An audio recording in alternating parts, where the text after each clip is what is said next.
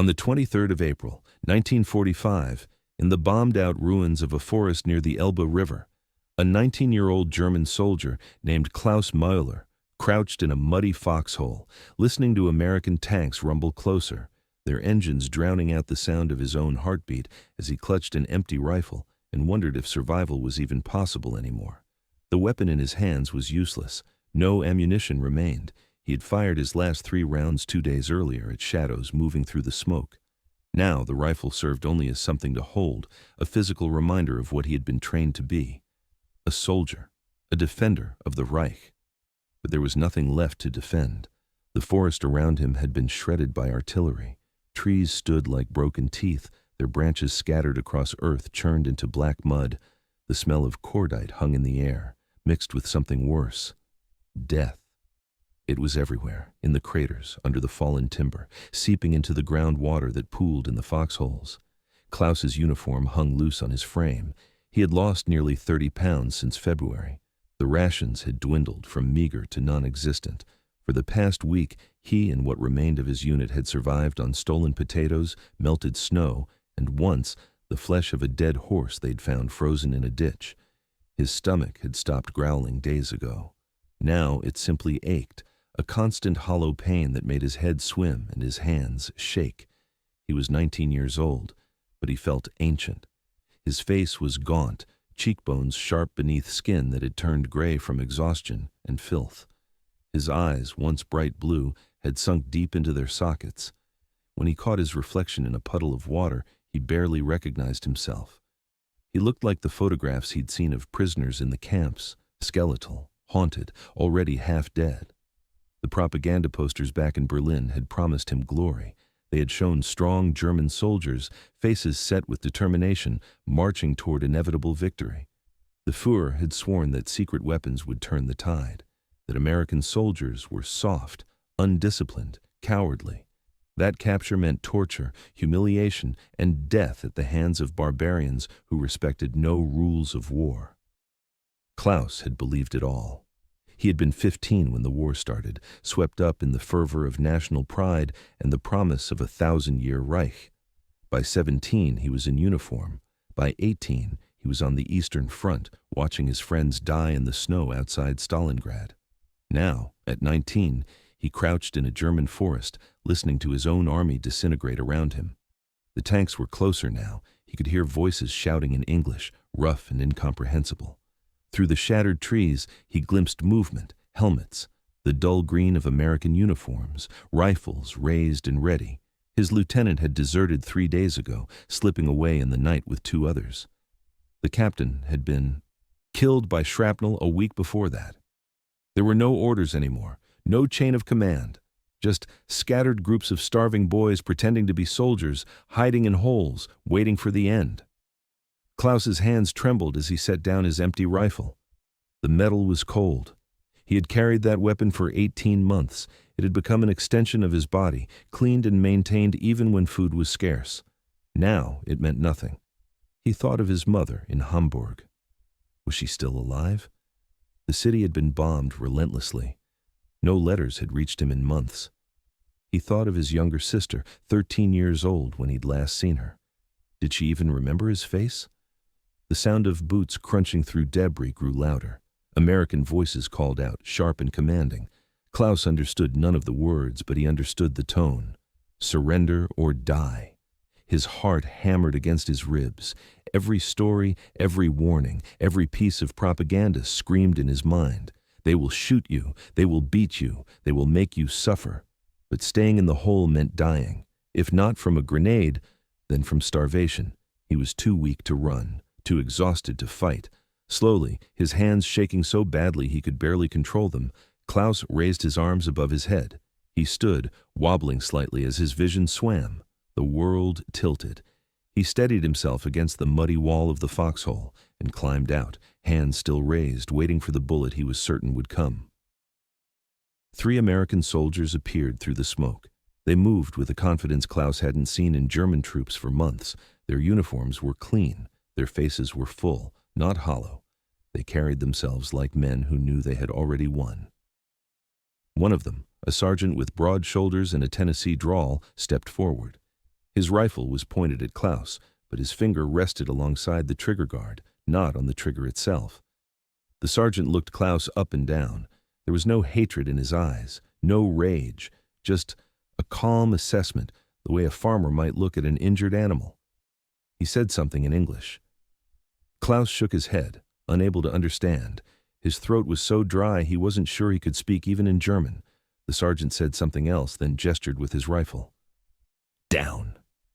Kneel. Klaus dropped to his knees in the mud. This was it. This was the moment. He had heard the stories. Prisoners shot in the back of the head, mass executions. He closed his eyes and waited. His mother's face appeared in his mind. He whispered a prayer he hadn't spoken since childhood. But the bullet didn't come. Instead, he felt hands patting him down, searching for weapons, firm but not rough, professional. They found nothing. No pistol, no grenades, just a pocket knife his father had given him and a battered photograph of his family, creased and water-stained. The sergeant took the knife, glanced at the photograph, then handed it back. Then the sergeant did something that shattered every expectation Klaus had carried. He pulled a canteen from his belt, unscrewed the cap, and held it out. Klaus stared at it, unable to process what was happening. The sergeant nudged it closer, nodding. Drink. Klaus's hands shook as he took the canteen. The water was cold and clean, the most beautiful thing he had tasted in months. He drank too fast, choking, coughing, but he couldn't stop. The sergeant let him finish half the canteen before gently pulling it away. Then the sergeant leaned down, close enough that Klaus could smell tobacco and soap, scents so foreign they seemed to belong to another world. In a low voice, almost gentle, the sergeant spoke. Klaus didn't understand the words, but he heard the tone. Not cruel, not mocking. Something else entirely. The sergeant's hand gripped Klaus's shoulder, firm and steady, and he said again, slowly, carefully, as if teaching a child, "You're mine now." Klaus looked up into the sergeant's face, searching for meaning. What did that mean? Was it a threat? A claim of ownership? The sergeant saw his confusion and offered something that Klaus had not seen directed at him in months. A slight smile, not mocking, almost reassuring. He patted Klaus's shoulder once more and said the words again. "You're mine now." Other German soldiers were emerging from the forest, hands raised, faces hollow, with the same terror and exhaustion Klaus felt. The Americans rounded them up quick and efficient, but there was no brutality, no beatings, no executions, just orders in English, gestures to move, to line up, to sit. Klaus stumbled forward with the others, his legs barely able to support his weight. He counted 17 men in his group. Most were younger than him. 2 looked barely 16. An American medic moved among them, checking for injuries. When he reached Klaus, he pressed 2 fingers against Klaus's neck, feeling for a pulse, then shone a light in his eyes. He said something to another soldier and shook his head. The word malnutrition needed no translation. The medic handed Klaus a small brown packet. Klaus stared at it, uncomprehending. The medic pantomimed eating. Food. Klaus tore open the packet with shaking hands. Inside was a dense brown bar that smelled sweet and rich. Chocolate. He hadn't tasted chocolate in 2 years. He bit into it and the flavor exploded across his tongue, so intense it almost hurt. He ate it slowly, forcing himself not to devour it all at once, knowing his shrunken stomach couldn't handle too much. Around him, other prisoners were receiving the same packets. Some wept as they ate. The sergeant who had spoken to Klaus, the one who had given him water, stood nearby, watching. His name tag read, Carter. Sergeant Carter. He was tall, probably in his mid-20s, with a weathered face and steady gray eyes. He looked like he'd done this before. Captured enemies, seen them at their lowest. He didn't seem to enjoy it, but he didn't seem disturbed by it either. It was simply his job, carried out with the same matter-of-fact competence that Klaus had once seen in German officers before the collapse. The prisoners were told to stand. Those 2 weak were helped to their feet by American soldiers.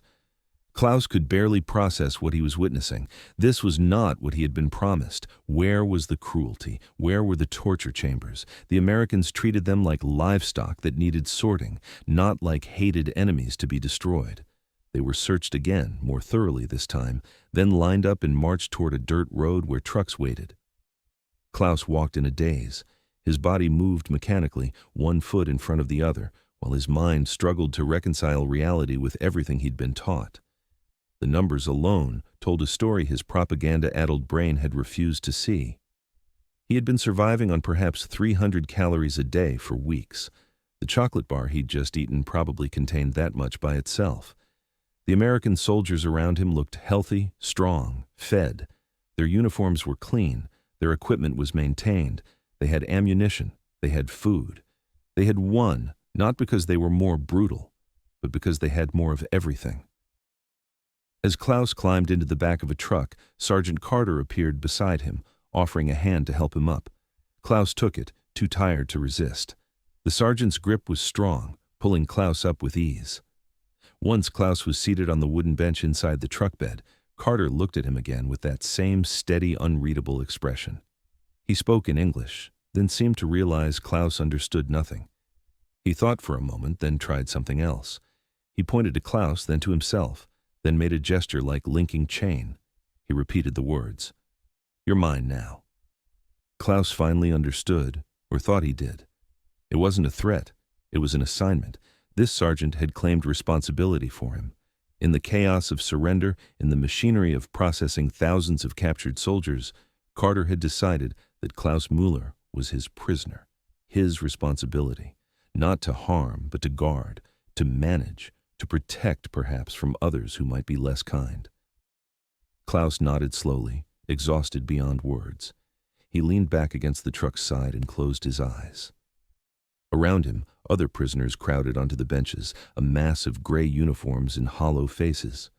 The truck's engine roared to life, and they began to move, rolling away from the forest, away from the foxholes, away from the war that had devoured their youth. As the truck bounced along the broken road, Klaus opened his eyes and looked at the American sergeant one more time. Carter sat across from him, rifle resting casually across his knees, watching the prisoners with calm alertness. When he caught Klaus's gaze, he nodded once. A simple acknowledgement. Klaus nodded back. He had surrendered expecting death and found something else entirely. He didn't know what came next. He didn't know where they were taking him or what would happen when they arrived. But in that moment, sitting in the back of an American truck, his stomach no longer completely empty, Klaus Müller felt something he hadn't felt in months, a fragile, impossible thread of hope. That thread of hope remained fragile as the truck convoy rumbled westward through a Germany Klaus barely recognized. The roads were cratered, bridges hung in twisted metal ruins over rivers choked with debris. Every town they passed through looked like it had been chewed up and spat out by some massive beast. Buildings stood as hollow shells, their windows empty eyes staring at nothing. Civilians watched the trucks pass with expressions Klaus couldn't read. Defeat, exhaustion, sometimes relief that it was finally over. The temporary processing camp sat in a muddy field outside Kassel. Row upon row of tents stretched across what had once been farmland, now trampled into a sea of brown earth. American soldiers directed the new arrivals with practiced efficiency, separating them into groups, checking names against lists, assigning numbers. Klaus became prisoner of war number 347821. The number was written on a tag and hung around his neck. He stared at it, this reduction of his identity to 6 digits, and felt nothing. He was too tired to feel anything. Sergeant Carter stayed with Klaus's group through the processing. Klaus noticed this. Among the chaos of thousands of prisoners being sorted and catalogued, Carter remained a constant presence, watching over the 17 men he'd captured in the forest. When one of the younger prisoners, a boy named Otto who looked about 16, collapsed from exhaustion, Carter was the one who called for a medic. When an American guard got rough with another prisoner who didn't understand an order quickly enough, Carter intervened with a sharp word and a hand on the guard's shoulder. The first real meal came that evening. Klaus sat on the ground with the others, and an American soldier handed him a rectangular cardboard box, a K ration. Klaus turned it over in his hands, studying the English words he couldn't read. Carter, standing nearby, showed him how to open it. Inside were treasures that made Klaus's eyes water: a tin of meat, crackers, a chocolate bar, powdered coffee, sugar tablets, cigarettes, matches, even a small packet of toilet paper. Klaus stared at the contents spread across his lap. This single box contained more food than his entire unit had shared in 3 days. The meat tin alone, dense with hash, probably held 500 calories. He looked around at the other prisoners. They were all frozen in the same disbelief, holding their rations like they'd been handed bars of gold. One man started to cry silently, tears cutting tracks through the dirt on his face as he bit into a cracker. Carter watched them eat with an expression Klaus was learning to recognize. Not pity exactly, but something close to it. Understanding, maybe. The sergeant had seen this before, Klaus realized. He'd seen what starvation looked like. He'd seen men broken down to nothing, and he'd watched them slowly remember what it felt like to be human. When Klaus finished eating, moving slowly to avoid making himself sick, Carter offered him a cigarette. Klaus took it with shaking hands. The tobacco was American, smooth and rich compared to the harsh German cigarettes he'd known. Carter lit it for him, then lit one for himself. They smoked in silence as the sun set over the ruined German countryside. The medical examination came the next morning. Klaus stood in a long line of prisoners, all waiting to be seen by American doctors who'd set up stations in a series of tents. When his turn came, a young captain with round spectacles gestured for Klaus to remove his shirt. The doctor's face remained professionally neutral as he examined Klaus's emaciated frame, but Klaus saw his jaw tighten. The captain pressed a stethoscope against Klaus's chest, listened, moved it around, listened again. He checked Klaus's eyes, his throat, his teeth. He made notes on a clipboard, shaking his head slightly. Through a German-speaking interpreter, the doctor asked questions. When had Klaus last had a full meal? How much weight had he lost? Any wounds? Any illnesses? Klaus answered as best he could, his voice hoarse from disuse.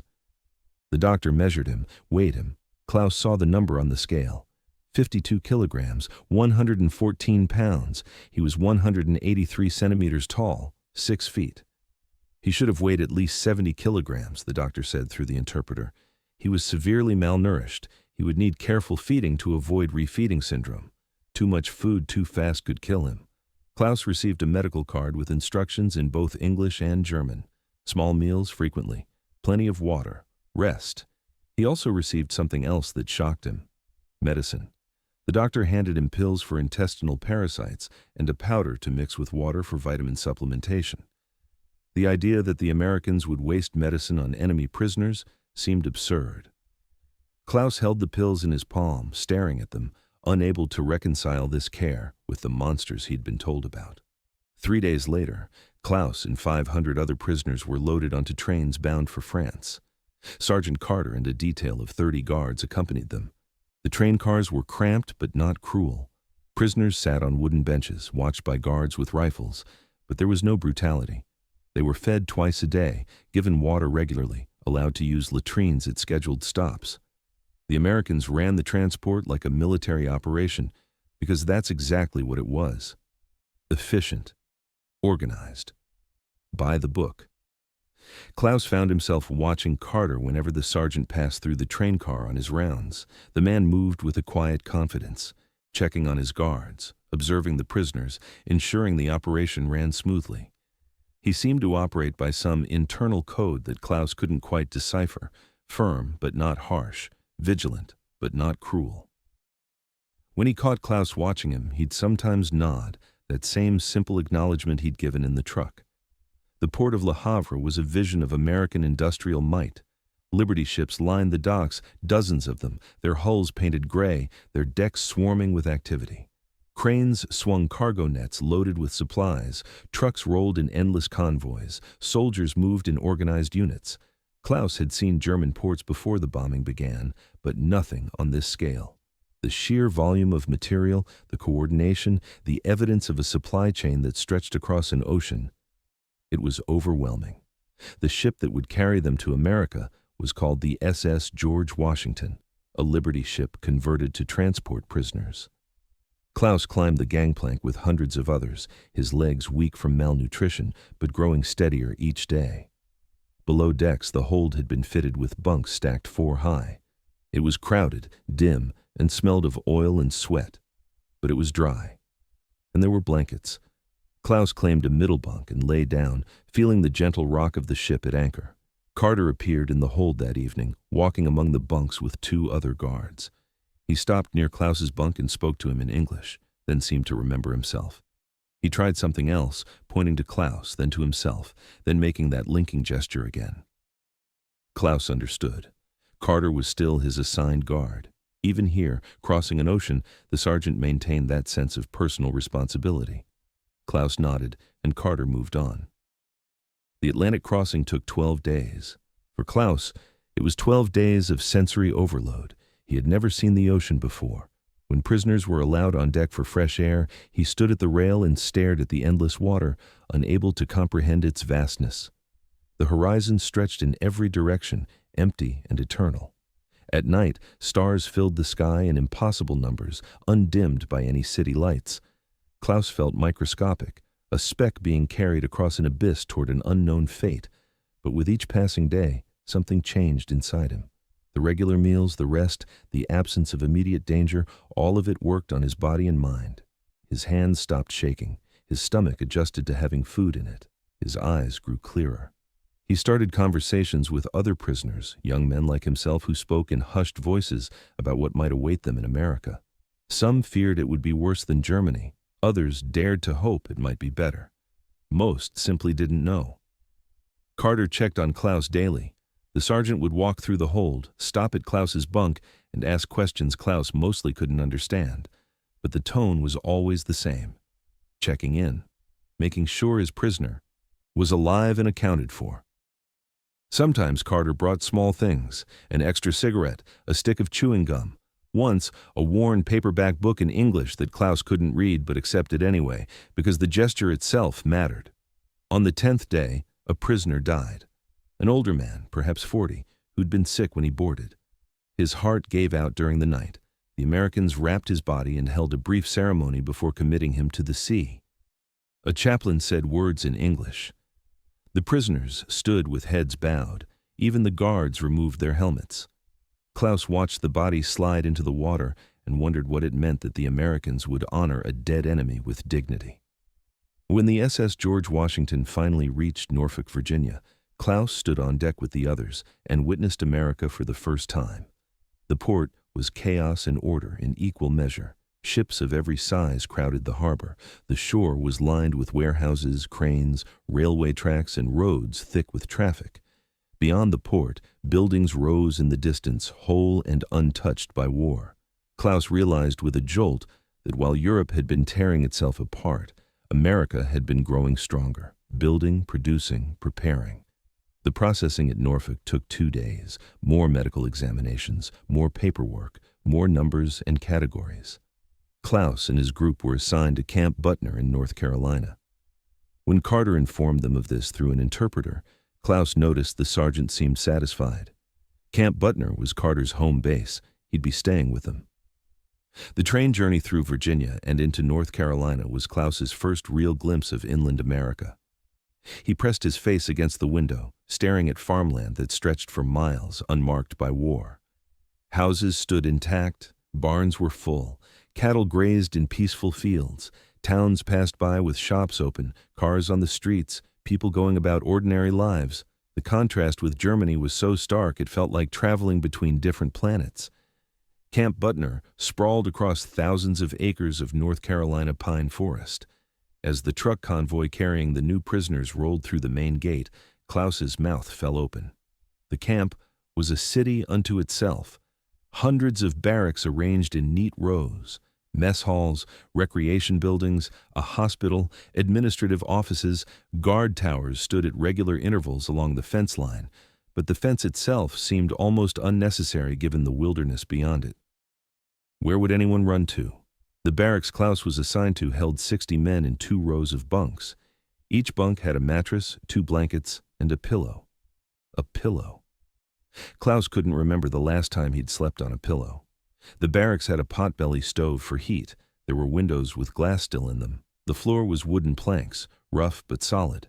At one end was a latrine with actual plumbing, running water, toilets that flushed.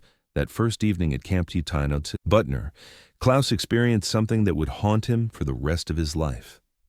The dinner bell rang, and prisoners filed into the mess hall. Inside, American cooks stood behind long serving tables. Each prisoner received a tray and moved down the line. A scoop of mashed potatoes, a piece of fried chicken, green beans, a roll with butter, a slice of apple pie, coffee or milk to drink. Klaus stood frozen, staring at his tray. This was more food than he'd seen at one time in 6 months. The chicken alone was a luxury he'd forgotten existed. He found a seat at one of the long tables and sat with his tray in front of him, unable to move. Around him, other prisoners were having similar reactions. Some ate ravenously, others wept. Klaus picked up his fork with a hand that shook not from weakness now, but from emotion he couldn't name. The food tasted like life itself. The chicken was crispy and rich. The potatoes were smooth and buttery. The roll was soft and warm. When Klaus bit into the apple pie, sweetness exploded across his tongue, and he had to close his eyes. He ate slowly, making it last, knowing that if this was a dream, he wanted to stay in it as long as possible.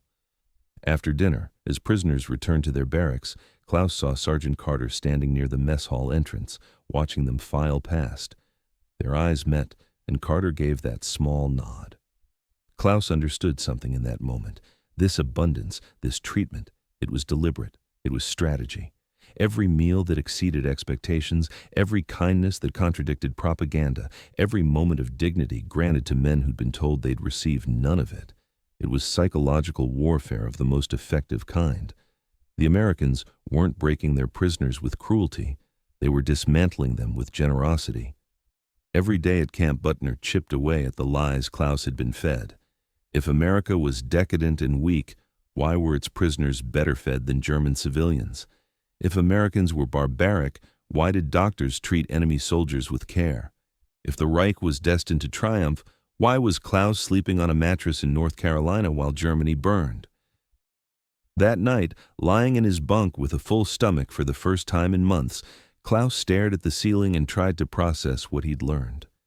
By the end of 1945, America held more than 400,000 Axis prisoners of war across hundreds of camps. 70,000 American soldiers served as guards, but the camps ran on Geneva Convention. Protocols followed so obsessively that inspectors from neutral nations consistently found them in compliance. The numbers told a story Klaus could no longer ignore. The meal he'd just eaten probably cost the U.S. Army about 75 cents. Multiple that by 3 meals a day, times 400,000 prisoners, and America was spending nearly $1 million daily just to feed its captured enemies. And it did so without hesitation, without resentment, as if the expense was simply the cost of doing things right. Klaus rolled over and looked across the dim barracks. 60 men breathed in the darkness, their stomachs full, their bodies warm. Outside, guards patrolled with flashlights. Inside, former enemies of America slept in safety. Somewhere in that contradiction, Klaus began to understand that he had not been captured by monsters. He had been captured by a nation so confident in its power that it could afford to be humane. As sleep finally took him, Klaus's last thought was of Sergeant Carter's words in that muddy German forest. "You're mine now."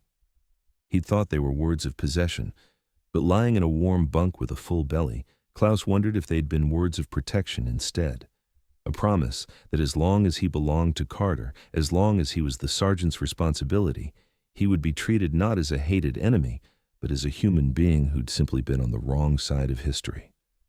The transformation began not with grand revelations, but with small moments that accumulated like rain filling a barrel. Klaus had been at Camp Butner for 3 weeks when he first heard Sergeant Carter's full name spoken by another guard. William Carter. Bill to his friends. The formality of Sergeant Carter gave way to something more personal, and Klaus began to see the man behind the uniform not as a faceless representative of enemy power, but as an individual with his own story. Bill Carter was 26 years old, from a small town called Cookeville in Tennessee. He'd grown up on a tobacco farm, the second of 4 sons, and had been drafted in 1942. He'd served in North Africa and Italy before being reassigned to guard duty stateside after taking shrapnel in his leg at Anzio. He walked with a barely perceptible limp that became more pronounced when the weather turned cold. He spoke with a slow, measured drawl that softened his commands into something that sounded almost like suggestions, and he operated by a code Klaus was only beginning to understand. One morning in late May, Bill pulled Klaus aside during morning roll call. Through a German-speaking corporal who served as interpreter, Bill explained that Klaus had been selected for a work detail. A local tobacco farmer needed laborers for the planting season, and Klaus's medical file showed he'd grown up on a farm in Bavaria. He knew crops, he knew soil. He would be part of a crew of 20 prisoners assigned to work 6 days a week under guard supervision. Klaus nodded his acceptance, uncertain what this meant, but grateful for the chance to work. Idleness had become its own kind of torture. His body was recovering, growing stronger on regular meals, and it ached for purpose. The next morning, he climbed into a truck with 19 other prisoners and 4 guards. Bill Carter sat in the front passenger seat, rifle across his lap, watching the road ahead. The Hutchinson farm lay 15 miles from camp, down red dirt roads that cut through pine forests and past fields turning green with late spring growth. When the truck pulled up to the farmhouse, Klaus saw a weathered 2-story building with a wraparound porch, several large barns, and fields that stretched toward a tree line in the distance. An older man in overalls and a straw hat stood waiting, hands on his hips. Mr. Hutchinson, the owner. Bill and Mr. Hutchinson spoke briefly, then Bill turned to the prisoners and gave instructions through the interpreter. They would be planting tobacco seedlings. The work was backbreaking and tedious. They would be expected to keep pace with experienced workers. Any man who refused to work would be sent back to camp and lose privileges. Any man who worked hard would be treated fairly. Water breaks every 2 hours, lunch at noon. Respect the property and the owner, and you'd be respected in return. The work began, and Klaus discovered that American tobacco farming was both similar to and different from the farming he'd known in Bavaria. The soil here was sandy and red, nothing like the dark earth of home. The climate was hotter, more humid. But the rhythm of planting was universal. Bend, place the seedling, pack the soil, move to the next hole. Bend, place, pack, move. His back screamed, his hands cramped. Sweat poured down his face and soaked his shirt, but it felt good. It felt like purpose. Mr. Hutchinson walked among the workers, offering corrections and encouragement. Klaus noticed he made no distinction between the guards and the prisoners in his manner. A lazy hole was called out regardless of who dug it. Good work was acknowledged with a nod. At the first water break, Mrs. Hutchinson appeared with a wagon carrying mason jars of sweet tea, cold from the icebox. She poured for everyone, prisoners included, and Klaus drank the sweetest, most refreshing beverage he'd ever tasted. The sugar alone probably violated some rule about prisoner rations, but no one seemed to care. During lunch, Bill Carter sat on the tailgate of the truck and ate his sandwich while watching the prisoners rest in the shade of a barn. Klaus, emboldened by 3 weeks of survival and the strange civility of the work detail, approached him. He'd been learning English words, picking them up from guards and other prisoners who knew some phrases. He tried now, his pronunciation terrible, but his intent clear. "Thank you," Klaus said, the syllables awkward in his mouth. "For food, for work." Bill looked at him for a long moment, then nodded. He patted the tailgate beside him, inviting Klaus to sit. Klaus hesitated, then climbed up. They sat in silence for a moment, 2 men eating lunch, one a prisoner and one a guard, the boundary between them both absolute and increasingly blurred. Bill pulled out a pack of Lucky Strikes and offered one to Klaus. They smoked together, and Bill began to speak. Slowly, using simple words, pointing at things and naming them: tree, sky, barn, tobacco. Klaus repeated the words, committing them to memory. This became their routine. During breaks, during the truck rides to and from the farm, Bill would teach and Klaus would learn. Not formal lessons, but casual exchanges that built vocabulary 1 word at a time. As Klaus's English improved, the conversations deepened. One afternoon in June, while the other prisoners dozed during lunch break, Bill asked Klaus a question that cut to the heart of everything. "Why you fight?" Bill asked, his words slow and clear. "For Hitler?" Klaus struggled to answer in English, finally mixing German and English together, hoping Bill would understand. He explained that he'd been young, that everyone was fighting, that it was duty, that he'd believed what he'd been told, that he'd thought Germany was defending itself against enemies who wanted to destroy it. He fell silent, ashamed of how hollow it all sounded now. Bill listened without judgment, then shared his own story. He'd been at home when Pearl Harbor was bombed. He hadn't wanted to leave the farm, but when his country called, he answered. Not because he hated Germans or Japanese, but because he believed that tyranny had to be opposed, that freedom, even with all its flaws and contradictions, was worth defending, that a world where dictators could invade their neighbors unchallenged was a world where no one would ever be safe. "You mind now," Bill said again, using that phrase Klaus had heard in the forest. But this time he explained it further, his hand gestures filling in the gaps in Klaus's English. In Bill's world, in the code he'd been raised with in rural Tennessee, taking responsibility for someone meant protecting them, guiding them, treating them with the dignity deserved by anyone under your authority. It wasn't ownership, it was stewardship. Klaus was Bill's charge, and that meant Bill would ensure he was treated fairly, fed properly, and given the chance to work with dignity. Klaus felt something crack inside him, some wall he'd built to protect himself from the cognitive dissonance of his situation. He'd been told Americans were brutal, and they'd fed him. He'd been told they were godless, and they held church services on Sundays that prisoners could attend. He'd been told they were inferior, and they demonstrated organizational capacity and industrial might that dwarfed anything Germany had achieved. Every day brought new evidence that he'd been lied to, and each lie exposed made him question all the others. The work on the Hutchinson farm continued through summer and into fall. Klaus grew brown from the sun and strong from the labor. His English improved steadily. He learned not just words, but idioms, jokes, the rhythms of American speech. Bill taught him about baseball during breaks, explaining the rules with a patience that surprised Klaus. Bill even brought a ball and glove one day, and during lunch some of the guards and prisoners played catch while Mr. Hutchinson watched from his porch and shook his head in bemused wonder.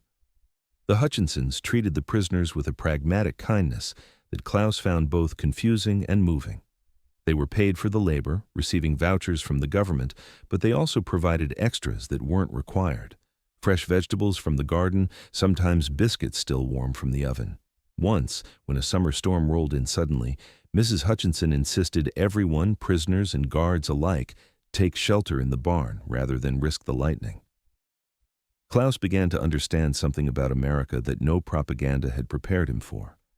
The country's strength didn't come primarily from its factories or its resources, though those were formidable.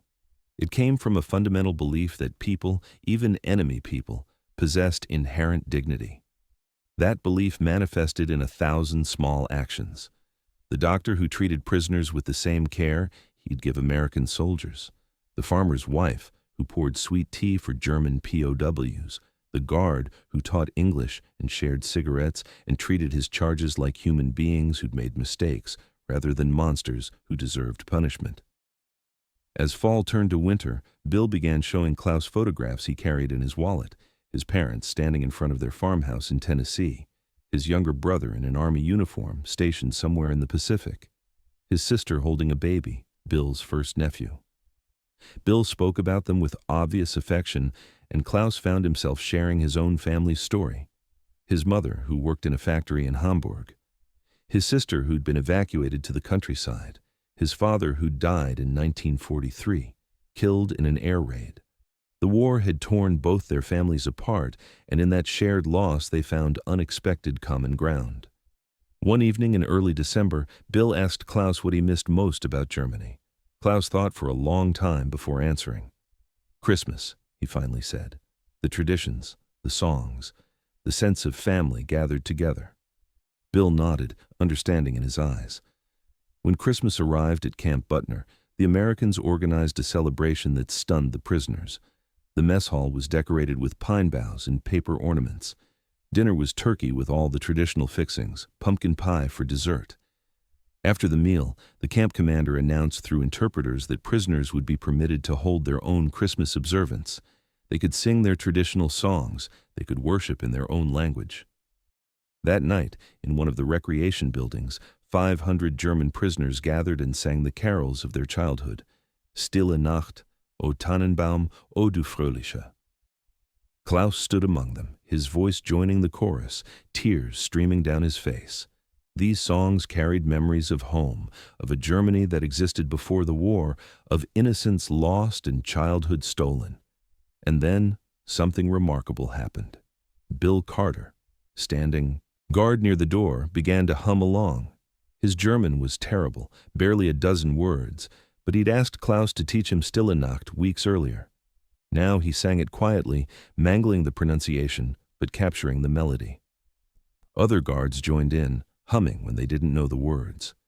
The sound of German prisoners and American guards singing together on Christmas night in North Carolina was absurd and beautiful and heartbreaking all at once.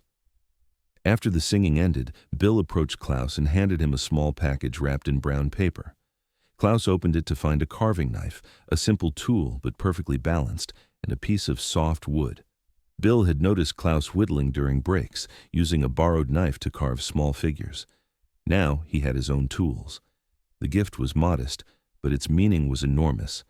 Bill had seen Klaus as a person with interests and talents, not just as prisoner number 347821. Klaus carved through the winter, creating small wooden figures that he gave to other prisoners. A shepherd for a man from Bavaria, a horse for someone who'd grown up on a farm, a simple cross for a devout Catholic who'd lost his rosary. The carvings connected him to his past while anchoring him in his present. They were proof that even in captivity, even as an enemy on foreign soil, he could still create something beautiful. The mathematics of reconciliation, Klaus came to understand, operated on principles the Third Reich had never grasped. You couldn't beat people into loyalty, but you could feed them into reconsideration. You couldn't torture them into respect, but you could treat them with dignity and watch their certainties crumble. Every meal that exceeded expectations was a data point. Every act of kindness was evidence. Every moment of fair treatment was a nail in the coffin of propaganda. By spring of 1946, Klaus had been a prisoner for nearly a year. He'd gained 30 pounds. His English was nearly fluent. He could discuss baseball statistics and tobacco cultivation with equal enthusiasm. He'd learned to appreciate jazz music playing on the rec room radio.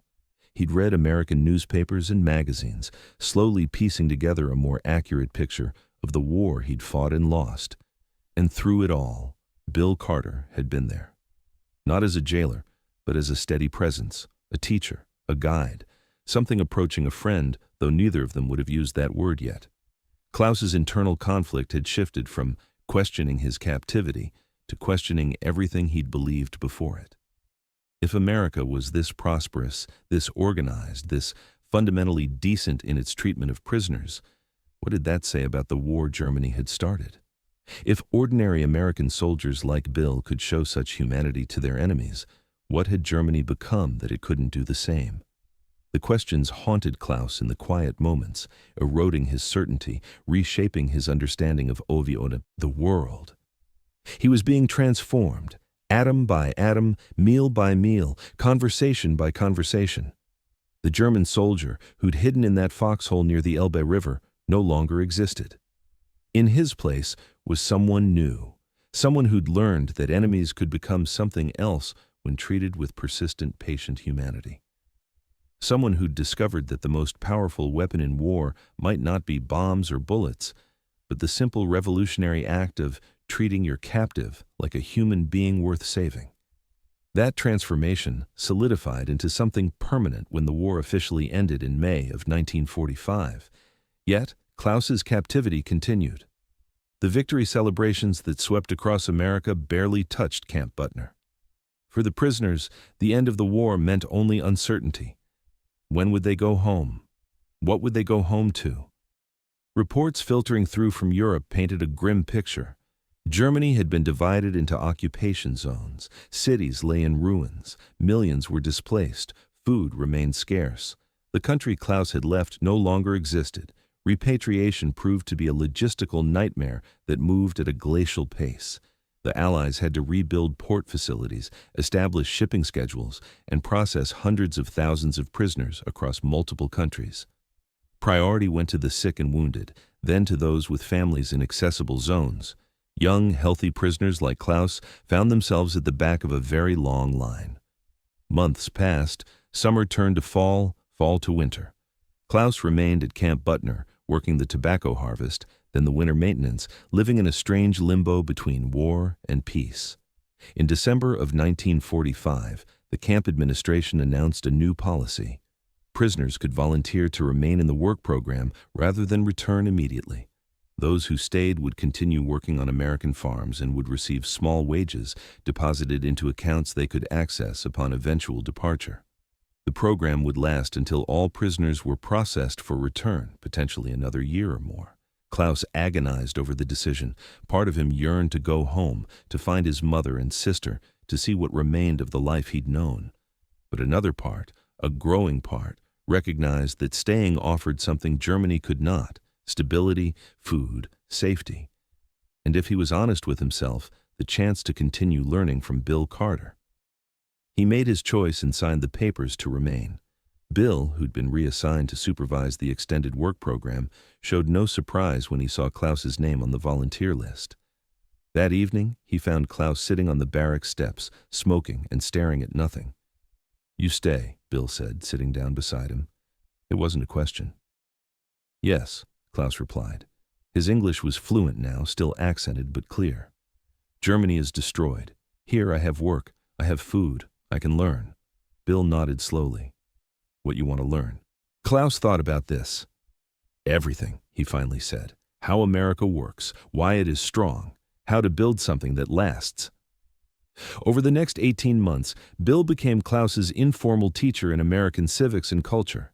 During long truck rides to work sites, during lunch breaks, during quiet evenings when Bill stopped by the barracks, he explained the concepts that formed the foundation of American society: democracy, the Constitution, separation of powers, the Bill of Rights. The idea that government derived its power from the consent of the governed, not from force or divine right. Bill also taught practical skills, modern farming techniques that increased yields, crop rotation, soil conservation, equipment maintenance, business management, how to keep records and plan for seasons ahead. Klaus absorbed it all with the intensity of a man who'd glimpsed a better way of living and was determined to understand its mechanics. "In America," Bill explained one afternoon while they repaired a fence on the Hutchinson farm, "respect is earned, not given. Don't matter what your daddy did or what title you got, matters what you do, how you treat people, whether you keep your word." This concept resonated deeply with Klaus. In Germany, his father's status as a minor government official had conferred automatic respect. In the Wehrmacht, rank had determined worth. But here, Mr. Hutchinson treated Bill and Klaus with the same consideration he'd show anyone who worked hard and dealt honestly.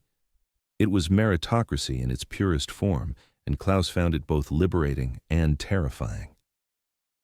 In this system, you were responsible for your own success or failure. No one else to blame, no one else to lean on. The letters from Germany, when they finally came in spring of 1946, brought news both joyful and devastating. Klaus's mother and sister had survived. They were living in the British occupation zone in a small town outside Hamburg. But they were struggling. Food remained scarce. Housing was makeshift. His mother had aged 20 years in the 5 since he'd seen her. His sister, now 18, worked in a factory making textiles for a fraction of what could buy food on the black market. Klaus began sending packages home, using his small wages to purchase items through the camp canteen that could be mailed to Germany. Coffee, chocolate, tinned meat, cigarettes that could be traded for other necessities. Each package represented sacrifice, but the letters he received in return made it worthwhile. His mother wrote that the coffee alone was worth more than a week's wages, that the chocolate made his sister cry, that people in their building couldn't believe such things still existed in the world. The contrast haunted Klaus. He was living better as a prisoner in America than his family lived as free citizens in Germany. The irony was bitter and illuminating. Germany had promised greatness and delivered rubble. America had promised nothing and delivered abundance. When Klaus finally returned to Germany in August of 1947, he almost didn't recognize it. The ship docked at Bremerhaven, and what he saw looked like photographs from the apocalypse. The port was barely functional, cleared of wreckage but not rebuilt. The train journey to Hamburg took him through landscapes of destruction that defied comprehension. Entire cities reduced to empty shells, people living in basements and ruins, children with hollow eyes begging for food. The smell of decay and coal smoke and human desperation hung over everything. His mother's apartment was a single room in a partially destroyed building. She'd lost half her body weight. His sister looked years older than her age. They wept when they saw him, couldn't stop touching his face, his arms, couldn't believe he was real. Klaus had brought everything he could carry: food, medicine, clothing. His mother held a bar of American soap to her face and cried like he'd given her gold. That night, lying on the floor of their cramped room, Klaus told them about America, about Camp Butner and the Hutchinson farm, about meals 3 times a day and barracks with heat and medical care that was free, about Bill Carter and the strange code of honor that made a Tennessee farm boy treat his enemy prisoner like a human being worth protecting. His mother listened in silence, then said something that would echo in Klaus's mind forever. "You were captured by the right people." Klaus stayed in Germany for 3 months, helping however he could. He found work with the British occupation authorities as a translator, his fluent English making him valuable. He used his wages to supplement his family's rations.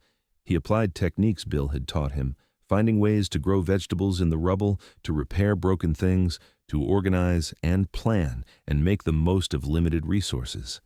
People noticed. They asked questions.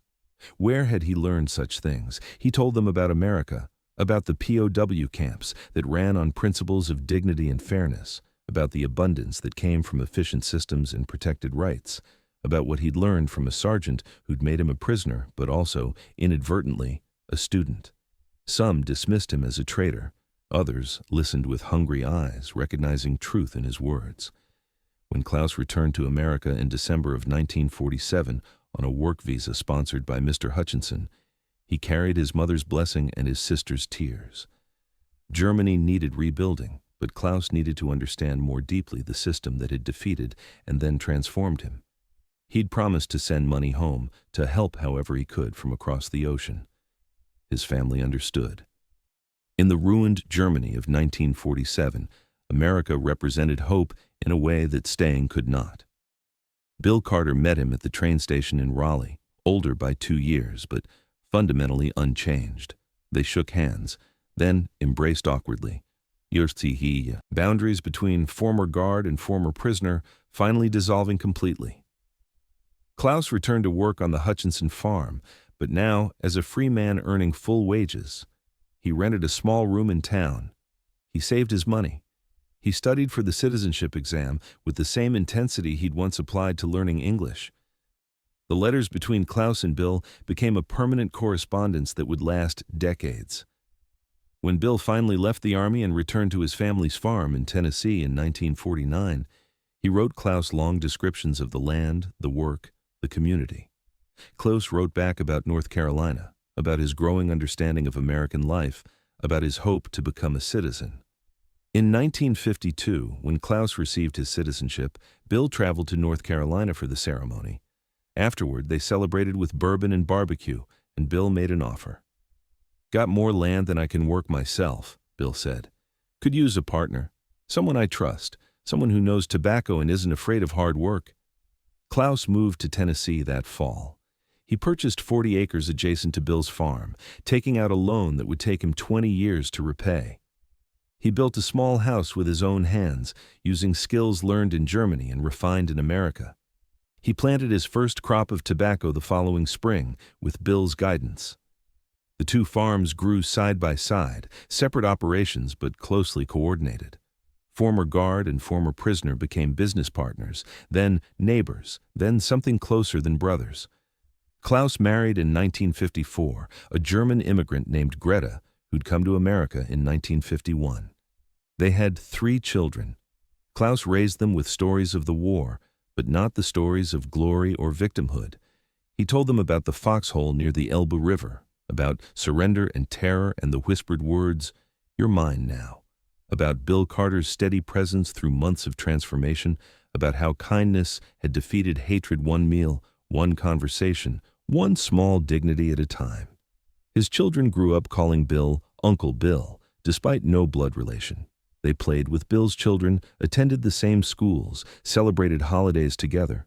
The two families became intertwined in the way that only happens in small communities where proximity and shared values forge bonds stronger than mere friendship. Klaus's grandchildren, born in the 1970s and 80s, grew up knowing their grandfather's story only as history, unable to imagine a world where he and Uncle Bill had been enemies. Bill, in his later years, reflected often on what they had built together. In an interview for the local newspaper in 1993, celebrating 50 years since the war's end, he said something that captured the essence of what Klaus had always believed. "We won the war with tanks and guns, but we won the peace with food and fairness. Any fool can shoot an enemy.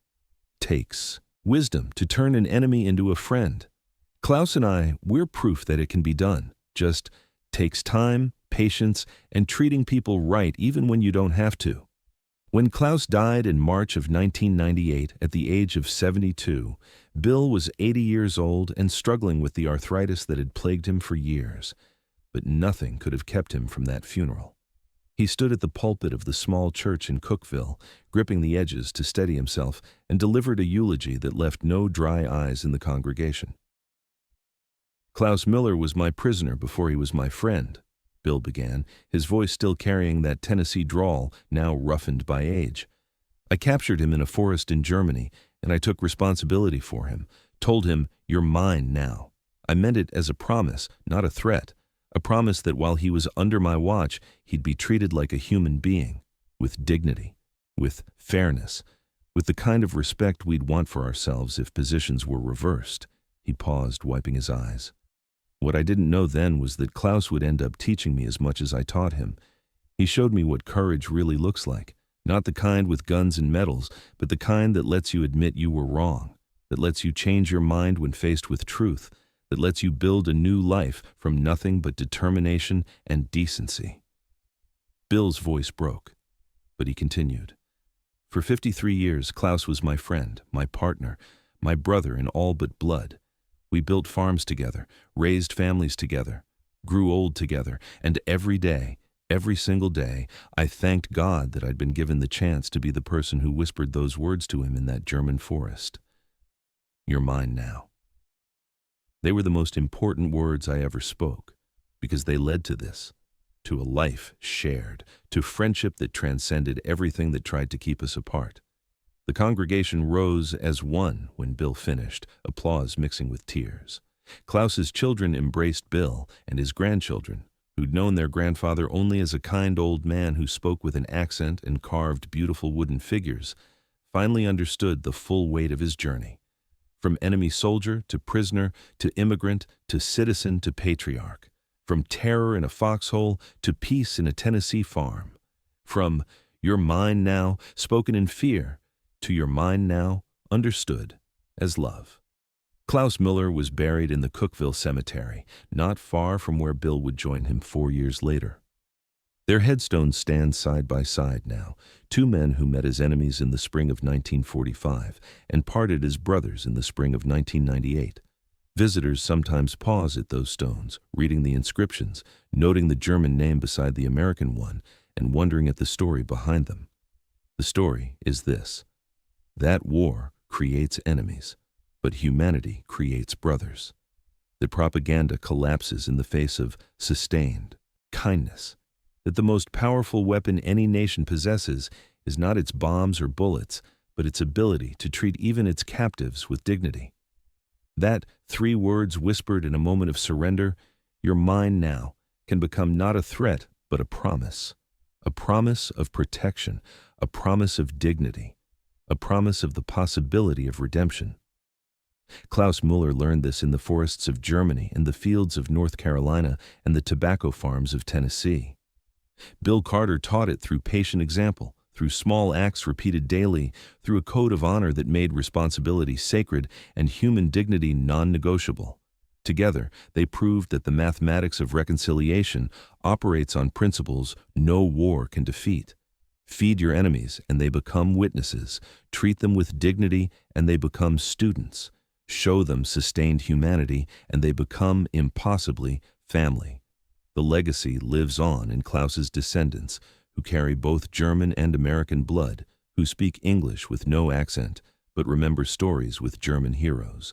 It lives on in the farms that still operate side by side, now run by the grandchildren of two men who should have remained enemies but chose to become brothers. It lives on in the lesson that wars end, but the choices we make about how to treat the defeated echo through generations.